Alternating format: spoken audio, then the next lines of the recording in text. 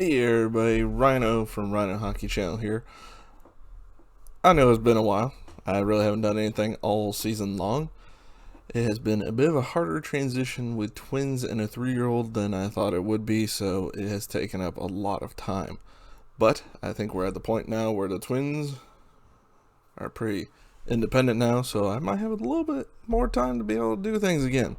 So let's get started with some first round previews for this season. First one going to be Carolina versus Boston, the number 2 versus the number 7 seeds. So this one's going to be a fun series. Let's be honest here. I always enjoy watching Boston play in the playoffs, and Carolina just has been a beast of a team this year. And Boston is no slouch here because every team in the East had 100 points that made the playoffs. First time ever. It's going to be fun to watch. All right. So this is where they only had 3 games against each other this year.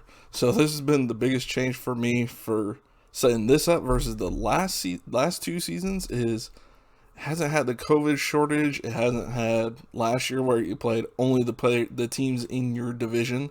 So it was like 8-9 games against the same team. We're down to 3-4 games. Interesting. It's a smaller window to see how someone's going to match up against somebody else, but these two have seen a lot of each other over the years. Former rivals, one of the Hartford Whalers. So much better than Hurricanes, sorry. Sorry if you're a Hurricanes fan. Whalers were so much more fun. Anyways, moving on from my old age there. Anyways, their first matchup, the 28th of October, 2021. Carolina won this one 3-0. So, yeah, there's that. Then the 18th of January, 2022. They met again. Carolina destruction 7-1. And then February 10th, 2022, Carolina won 6-0. So yes, you are seeing that correctly. In a 3-game matchup between these two teams, Boston scored 1 goal. 1. Which will make the next slide all the easier for them. Head-to-head matchup in the scoring area. So, for Boston, we'll just start there, even though they're on the right. Bergeron, 1 goal. McAvoy and Pastrnak, 1 assist each. That's it for the offense. Goaltending, Swayman, 0-1. Ullmark, 0-1. And Tuukka Rask, yes, he is retired now, but still was 0-1. On the Carolina side, different story. Svechnikov, 3 goals, 3 assists for 6 points. Teravainen, 1 goal, 5 assists for 6 points in this matchup. Definitely the top 2 scorers in this matchup. Tony DeAngelo, 4 points, 1 goal, 3 assists. Sebastian Aho, 2 goals, 2 assists for 4 points. And Jacob Slavin, 1 goal, 2 assists, if I can talk, for 3 points. And Frederik Andersen, 3 games he played against Boston, was 3-0-0, 2 shutouts. Though we know his playoff history with Toronto against Boston, so we'll have to keep an eye on that one. Top scorers for the season, Sebastian Aho, 81 points. For Carolina was their top scorer. Svechnikov, 69 points. Teravainen, 65. Trocheck, 51. And DeAngelo, 51 points as well. DeAngelo, great comeback year. I don't think anybody doubted that kid's talent. It was his mouth and his fist that got him in trouble, especially when you bring the fist to your own teammates. Once in a while acceptable, not always acceptable when you do it continuously. Especially when, from what I understand, there were some things said towards that goalie that he went after. Not sure if it's true or not, but just what the rumors say. Boston, Brad Marchand was the top scorer. Shocker there. With 80 points. Now the top goal scorer, that was Pastrnak with 40 goals this year and 77 points. Bergeron, possibly his last season as a Boston Bruin, a UFA after this year. There were rumors that he might want to go play for Montreal. We'll see if that happens. I just don't see him playing much of anywhere else other than Boston or there. I mean, maybe he retires, but I doubt that. Taylor Hall, 61 points. Good year for Boston for him. And Charlie McAvoy, 56 points on the defensive side. So both these teams had a defender in their top 5 in scoring. That's always a nice thing to have. Especially when you're a Ducks fan. Yep. Anyways, on to, oh, look at that, former Duck that I'm going to start with too. Frederik Andersen for Carolina was 35-14-3 with 2.17 goals against average and 922 save percentage. Great year for Andersen. Problem is, Andersen has great regular seasons, and even when he was with Anaheim, his playoffs were suspect. And then you have Ronta, 15-5-4 was his record. 2.45 goals against average and 912 save percentage. That, I would say, is more along the average in this league this year. Most goalies weren't in the 920 save percentage. Most of them were in about the mid 2.5, around that area. Most were in that area, maybe not always all in that area, but most were. Then they had a young kid, Coach, oh God, I'm going to have to say this name. I'm going to assume Russian by the name. Kochkov. I'm sure I'm butchering that. I'm sorry. I didn't even have Russian heritage. I'm butchering that. 3-0-0, 2.42 goals against average, and 902 save percentage. I'd say a good sample size. Not terrible by any stretch. Then Lyon, 1-0-1, 2.93 goals against average, and 908 save percentage. Then LaFontaine, 0-1-0. Numbers were god-awful. 7.2 and .780 save percentage. Ouch. Not a good start.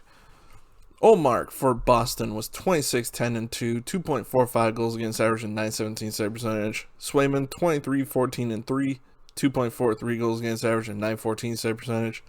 So, Ullmark more wins. Swayman more losses, but Ullmark higher goals against average, Swayman lower goals against average, but only like .02. I'm sorry, 0.02. And goals and save percentage was higher for Ullmark, lower for Swayman. Who are they going to go with is the real question. I think it's going to be Swayman. I could be wrong. Tuukka Rask, in the time he did play there, unfortunately he did retire because he just looked like he could not keep up because I think he waited too long to join the season, honestly, but it is what it is. He made the choices he made. Tuukka Rask was 2-2, 4.28 goals against average and 844 save percentage. Definitely not his best numbers ever, for sure. But he is retired, so he is really a non-factor. Kind of like those bottom three for Carolina, unless Ronta is still injured. Then those other three are not a big deal on this entire playoff series. Really, it's those top two for each one. Injury-wise, Frederik Andersen, this could be a big one for them because Ronta has a bit of a history of injuries. A little bit of an issue. Frederik Andersen, though, is day-to-day with an undisclosed injury. We'll see if he makes it. I'm sure he'll probably end up playing. And most guys at this time of year, if you're day-to-day, unless it's something like your dad who taught you... Oops, sorry, I hit my mic. Unless it's your dad who taught you everything you know about hockey, like made you the player you are today, I'm not sure they're going to miss a whole lot for a lot of things. I mean, for God's sake, Phil Kessel missed half a game because his child was born this season and came back the next day. These guys don't miss a whole lot unless they absolutely have to. I mean, major injury like Jake Gardner says he'll be back he'll be out at least until May 2nd, which that means it could be any time, which honestly I don't think they're bringing him back with his hip issue. So he's probably not going to play at all these playoffs, depending on how far they go. Boston, injuries, Jacob Zobril. Is it Jakob or Jacob? Because I've heard of that go either way. IR, he's on the IR till September 15th, so he's not playing these playoffs with a knee injury. So that's unfortunate. Jesper Froden out till at least May 2nd, lower body injury. I don't think this guy was going to play this year anyways, so I don't think that's a big loss at all. But he could come back sometime soon. Who knows? Maybe he ends up playing. I don't know. All right, their last playoff appearances. Carolina lost to Tampa Bay 4-1 in last year's playoff in the second round. And Boston lost to New York Islanders last year in the second round as well, 4-2. So these two, if their series had gone the other way, could have met in the third round last year. But they didn't. Dark horse. Let's be honest, Carolina, it is all about Frederik Andersen. Health is a big issue. Hopefully he is 100%. And if he is, hopefully he can get over his, I don't know if it's just pressure in the playoffs or what, but he needs to get past this. And if he can, that guy's going to be a beast this playoff, and Carolina is going to be hard to beat. For Boston, I'm going with Jake DeBrusk. He won a trade. They re-signed him before the trade deadline. Now he's staying. Had a great second half of the season. I'll give him that. Definitely had a very good second half of the season. Terrible start to the year. Great second half. So, who's going to show up? Is he happy to be there? Is he not? Is he going to be first half Jake DeBrusk? Is he going to be second half?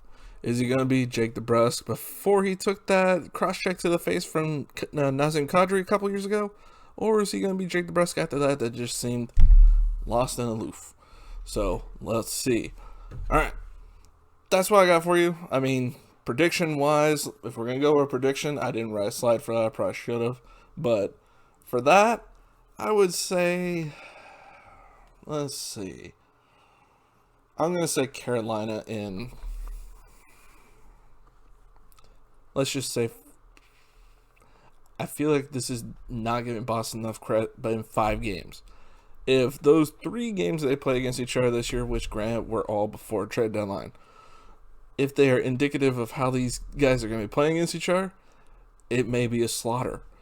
Who knows? But I think Boston will put up more of a fight than a 5-game series, but at the same time, I can see him putting up a fight and still not being able to get it. So hopefully it can be a more fun series and longer series than that. But that's just where I don't know why I'm sticking on that 5 games. So we'll see. No guarantees. But that's my prediction for now. And I hope you enjoyed the video. If you did, please hit that like button, hit that subscribe button, hit that notification bell. Let me know what you think in the comments. Just keep them civil like I always say. And other than that, I will see you all next video. Bye, everybody.